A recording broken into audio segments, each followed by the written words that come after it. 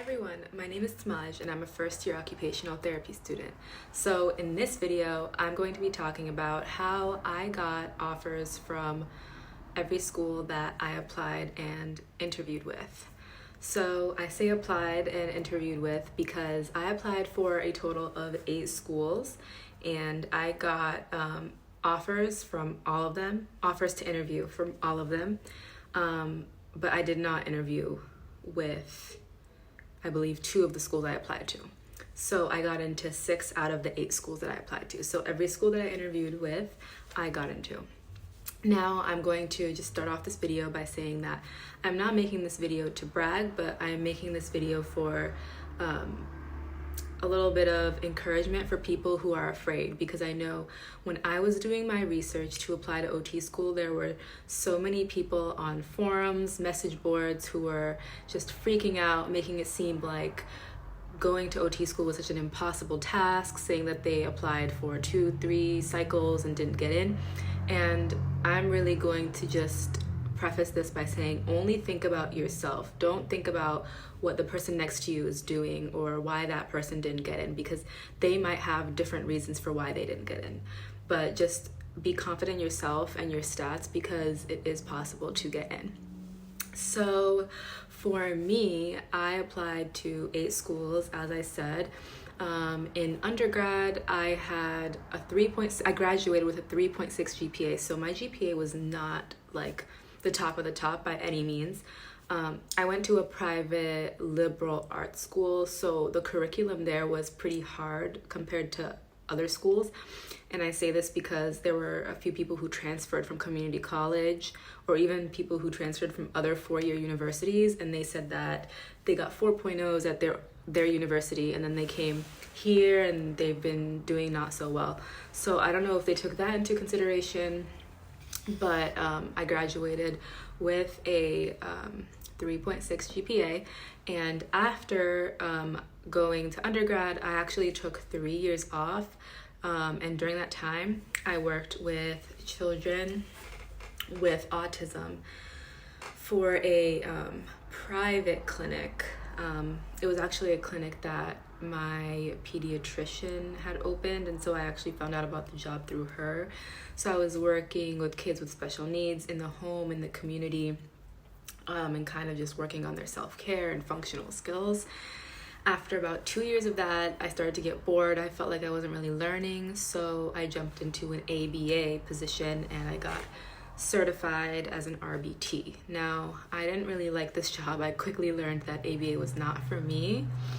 It was just very robotic, and I just felt like it wasn't really, like, I could see the difference it was making in the kids. Obviously, over time, you see the differences in terms of behavior, but I, as a clinician, just felt like I was just reading off of a script, so I didn't feel like it was the right fit for me. And I was also being constantly supervised, and I just did not like that. I really don't like micromanagement and people hovering over me, but that's just the nature of the job. But I just knew that it was not for me.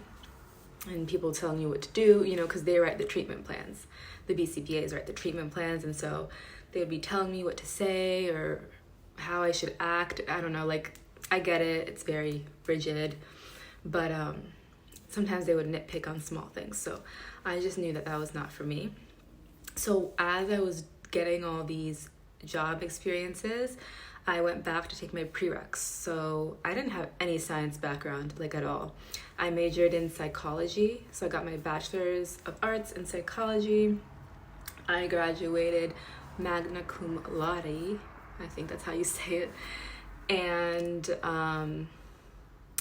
yeah, so I did not take a science class. I was actually terrified of science for the longest time. Like, I just did not want to take science. We had to take science to graduate, so I took like a bugs class. It was like just like a completely irrelevant, like the biology of insects or something like that, where we literally looked at bugs through a microscope. So I graduated with that. But then when I realized that I wanted to do OT, I went back to community college. I took Bio 101 because I needed Bio 101 to take Anatomy 1 and 2. So I literally took Bio 101 one semester and then Anatomy 1 the next semester, because they wouldn't let me take both they wouldn't let me take both classes because you needed to pass Bio 101 in order to take Anatomy and Physiology 1. So just that whole semester, I just focused on biology. I think I also took another class, I can't remember right now, maybe medical terminology. And so I focused on those. After that, I took Anatomy 1, and then after that, I took Anatomy and Physiology 2. So that was a total of 3 semesters. So that took a year and a half just to take 3 courses. So this is just to say, like, you don't have to take all of your courses at the same time. Grad school doesn't care. They just care that you completed those courses. So they don't care how it was done or what your course load looks like. So if you are working full-time, you can definitely take these classes at your own pace. So don't feel like you're rushing or anything like that. So because I was able to focus on one class at a time, I had the luxury of that because I took it in community college. I got A's in all of my prerequisites. So I only really needed Bio 101, Anatomy and Physiology 1, and Anatomy and Physiology 2, and medical terminology. I'd already taken, I also took developmental psychology online. It was just like an easy, I took like an accelerated version of that class, so I think it was done in like 6 weeks or something like that. So I never even met the professors, all online, all just through Blackboard. It was like an asynchronous type of course. So I took those classes. I already had psychopathology. I already had the other prereqs that I needed. So once I had all of my prereqs, I had a 4.0 in my, what do you call it? My mind is blanking. I had a 4.0 in my prereqs for OT school. So my overall GPA was a 3.6, and that's because first semester I took a bunch of journalism classes and communication classes because I thought that's what I wanted to do. Didn't really do that well in journalism actually, so got a B- in that class.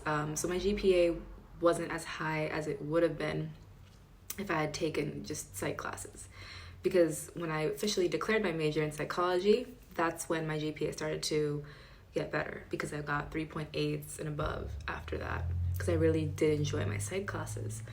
So after having a 4.0 in all my prereq classes, I wrote my personal statement a year before. Like I had so much time. I had 3 years, right? So much time to think about it. So I wrote my personal statement, and then I also shadowed. So since I graduated in 2018, I've been shadowing. I shadowed at a summer camp type of place where they had speech pathologists and OTs, or I volunteered, but it still counted. And then I also shadowed a hand therapist, and I shadowed a pediatric OT. Now, these shadowing opportunities are extremely hard to find. You have to advocate for yourself. I jumped through hoops just to find these 2 places. I remember talking to a hospital, and then they had so much paperwork that they needed me to do, with the TB test and everything. And I really did want that hospital experience, but unfortunately, it was just too much of a hassle. They never got back to me. I had to keep calling them. It was a very stressful time.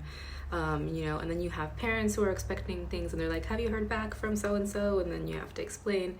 So long story short, it was super, super hard to find shadowing opportunities. But what I would recommend is looking for those smaller privately owned companies, those privately owned clinics.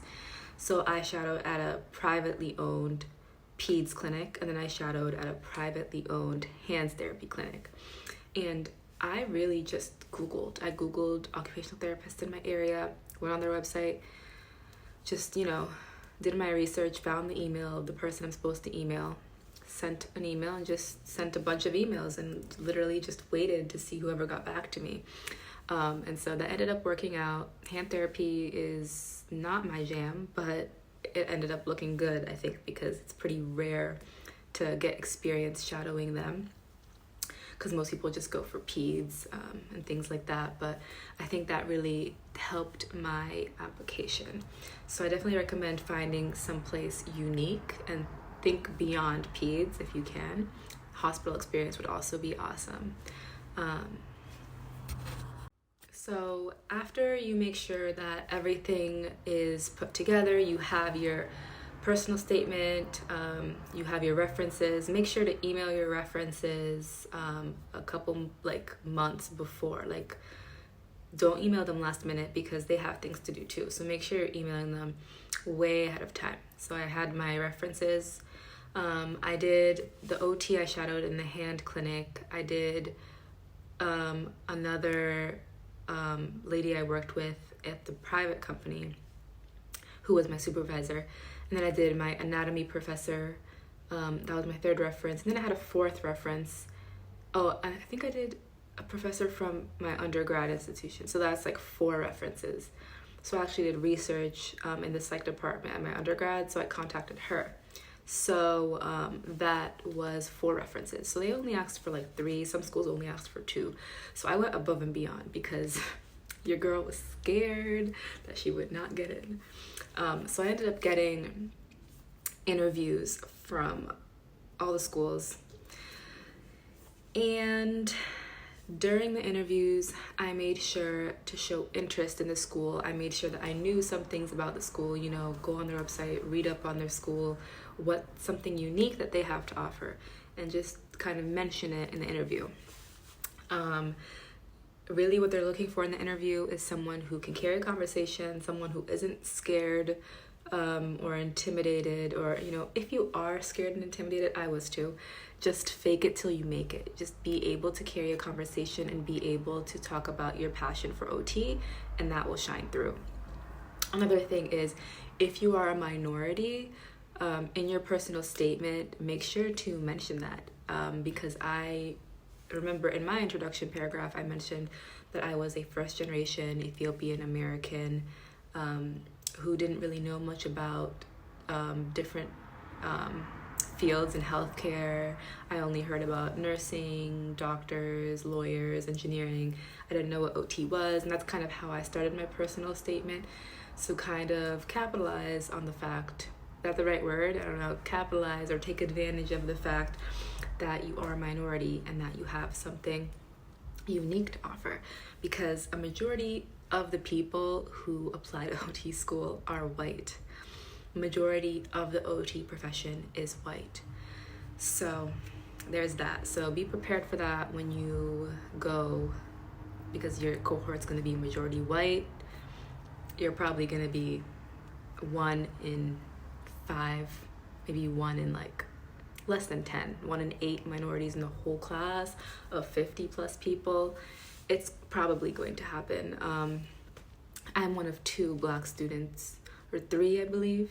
I'm one of 3 Black students in my entire cohort. And so there's not really very many people who can relate to your experiences. So that does make class a little bit difficult sometimes to connect with your peers. So just be prepared, know what you are getting into, and also realize, that's just life. So I hope you like this video. I hope this helped you in some way. I know that for me, when I was applying, I didn't know anybody in OT school who could help me. My parents don't know anything about FAFSA or applying to grad school. I'm the first in my family to go to grad school, so I really went about this on my own. If you ever need help with someone looking over your personal statement, or you need help navigating this journey, I'm always here to help. And thank you so much for watching. Bye.